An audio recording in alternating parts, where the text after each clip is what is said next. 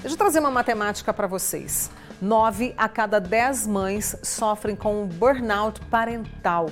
É o que mostram os dados de uma primeira pesquisa publicada sobre o tema no Brasil, feita pela B2Mami, maior comunidade de mães do Brasil e aqui da UPES. Segundo o levantamento, elas apresentam algum sinal de esgotamento diante de uma sobrecarga diária. E aí eu convidei a psicóloga Juliene Pimenta para estar aqui com a gente e conversar a respeito disso. Juliene, obrigada por ter vindo, viu? Muito obrigada a você pelo convite. O que é o burnout parental? Porque a gente já escutou falar sobre o burnout, né? Que é uma preocupação também. Agora, burnout parental, o que se trata? Então, o burnout parental, muito bem dito por você, é diferente do burnout relacionado a esgotamento do trabalho, né? Então, o burnout parental, ele vem com características de esgotamento físico e mental.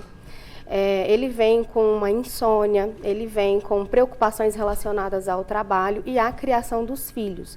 Então, acomete pais e mães, e não só pais e mães biológicos, né, mas adotivos também, quem exerce essa função de pai e mãe. Então, traz esse esgotamento físico e mental, traz uma sensação de você não ser uma mãe ou um pai bom o suficiente para o filho, e traz uma sensação de não ser bom o suficiente no trabalho também. Então, existe essa correlação, né, entre você ter filhos e você não se sentir competente no seu trabalho, você não se sentir realizado, porque acaba que é uma dificuldade ali de quem tem filhos se dedicar tanto ao trabalho.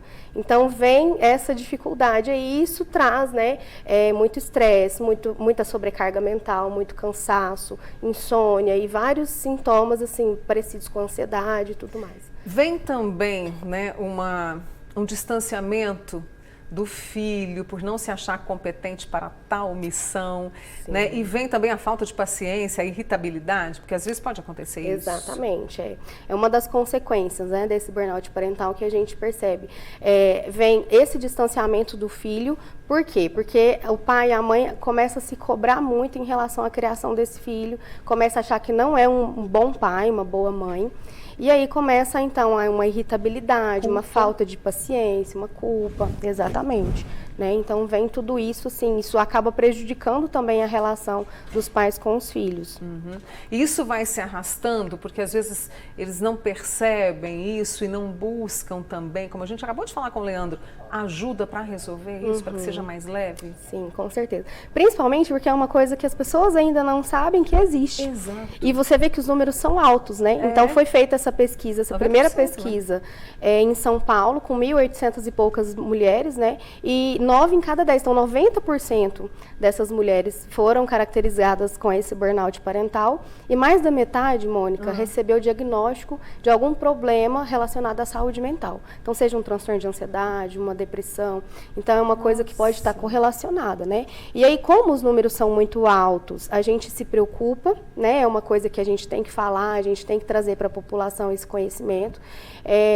Só que é algo muito recente. Então, as primeiras pesquisas de burnout parental começaram em 2017, né? Então, foram feitas na Bélgica, na França, onde foi desenvolvida uma escala específica para mulheres. Então, durante essas pesquisas de 2017 para cá, foram identificando também que as mulheres sofrem mais, né, do que os homens, então as mães sofrem mais do que os pais.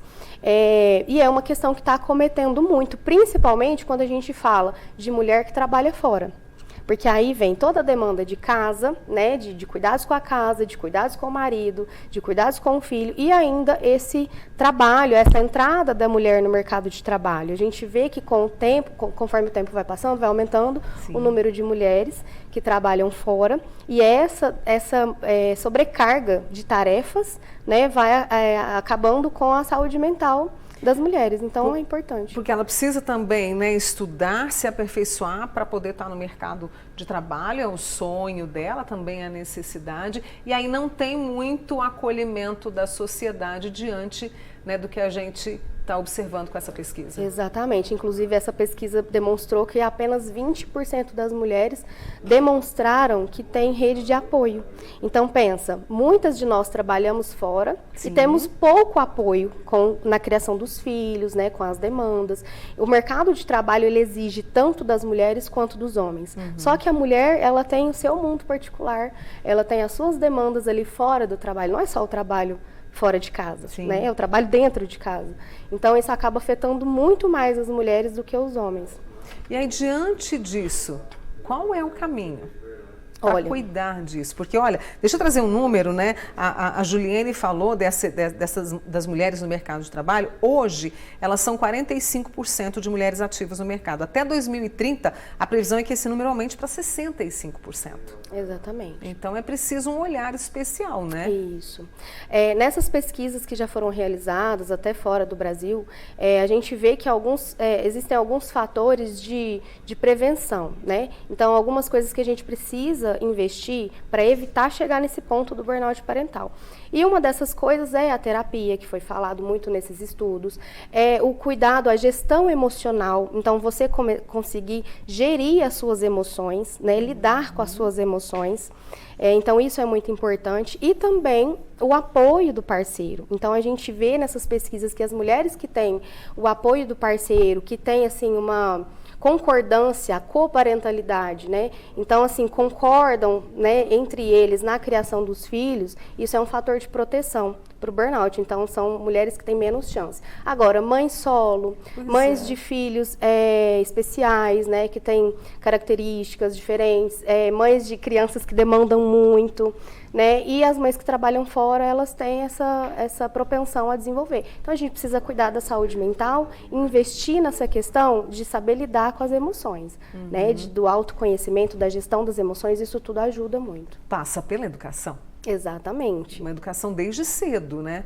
Sim, exatamente. A gente precisa falar nisso, a gente precisa investir nisso, né? Mas realmente a gente precisa cuidar. A gente não pode ficar tapando os olhos até que isso exploda. Exatamente. Eu tenho aqui, olha, a Daiane Moraes falando, Mônica, deveria ser obrigatório falar disso nas empresas, sobre o burnout parental, inclusive para os homens. Isso demanda investimento ou seria abrir espaço para o que a gente sabe fazer de melhor, mas que esquecemos, que é conversar? Exatamente, Mônica. Eu acho que isso vem lá de trás, vem de incentivos, mesmo até de políticas públicas, né? Exato. Porque as empresas, elas não olham muito para isso. O que a gente tem hoje de apoio para a mãe, por exemplo, é o salário maternidade. Algumas empresas oferecem uma creche, né? Um auxílio creche, e só fica nisso. Né, não tem mais nenhum apoio, né, nem com as mães, nem com os pais. Então, a gente tem essa dificuldade, a gente precisa falar disso, a gente precisa levar isso. A gente está em ano eleitoral, legal da gente pensar em como isso pode se tornar uma política pública, em como a gente pode levar isso, né, para as empresas e melhorar essa questão. Deixa eu trazer aqui, olha, uma amiga nossa lá de Patos de Minas, ela falou, Mônica, eu sofro de burnout parental. Sou mãe solo, mãe atípica, sofro muito. Sempre termino o dia com a sensação de fracasso. O que você poderia dizer para essa amiga nossa? Porque o peso aqui, só nas palavras eu senti. É muito difícil, né? Eu falo que a culpa nasce junto com o bebê, a culpa materna. A gente já começa a se cobrar desde que o bebê nasce, porque a gente quer ser aquela mãe perfeita. Então, eu falo sempre assim, porque o nosso amor é o principal. A gente amar os nossos filhos e a gente querer o bem deles é o principal. Então, a gente tem que fazer aquilo que a gente dá conta. A gente não tem que se comparar com outras pessoas, porque cada uma tem uma realidade, né? Então, a gente precisa fazer o nosso melhor para os nossos filhos, a gente precisa ter essa consciência, mas sem se comparar com outras pessoas, né? Só a gente se comparando com nós mesmas. Então, assim, eu falaria para essa mãe que ela já está fazendo, dando o melhor dela para o filho dela, né? Que ela não precisa ter esse sentimento de culpa, de fracasso, porque ninguém consegue ser uma mãe perfeita, ninguém. Então, a gente dando o nosso melhor e a gente dando amor, afeto, né? É o principal. Então, a gente diminuir um pouquinho essa autocobrança ajuda muito também. Olhar, ressignificar esse olhar para o que de bom fazemos e que muitas vezes esquecemos. Exatamente. A gente preocupa muito mais com o que a gente não faz do que olha para o que a gente faz. Exatamente. Impor limites pode ajudar? Porque nós somos assim, a gente vai abraçando tudo e vamos lá. Impor limites também é importante nesse processo do burnout parental? Com certeza, Mônica. Saber falar não, né? Aprender a falar não para outras demandas que a gente não dá conta. E a gente tem que pensar assim, que a nossa saúde mental é o principal. Se a gente não está bem, a gente não consegue cuidar bem dos nossos filhos, né? Então, a gente precisa cuidar de nós, a gente precisa estar bem, a gente precisa, né, estarmos tranquilas, para poder dar uma condição tranquila também para os nossos filhos, um ambiente favorável. Então a gente precisa aprender a falar não, às vezes a gente precisa pedir ajuda, né? A gente precisa aceitar que a gente não dá conta de tudo. A aceitação é um negócio difícil. Acho que junta você e junta o Leandro, né? Vocês que estiveram aqui comigo, da gente aceitar e, por mais difícil que pareça, dar o primeiro passo rumo a essa sensação de sou bom, tô bem, vou ficar tranquila. É mais ou menos isso, assim? Sim, exatamente. Isso é um ponto principal, que a gente traz também como fator que contribui, né, para uma boa parentalidade. É a gente nutrir a nossa consciência de que somos bons pais, somos boas mães. Né? É a gente trabalhar isso todo dia, quando a gente acorda, quando a gente vai dormir. Hoje eu dei o meu melhor, hoje eu fiz o que eu pude. É aceitar essa questão de que a gente não vai ser perfeito, que a gente não vai dar conta de fazer tudo, e é isso que temos, né? Então, com certeza, trabalhar isso, sim, ajuda muito. Muito bem.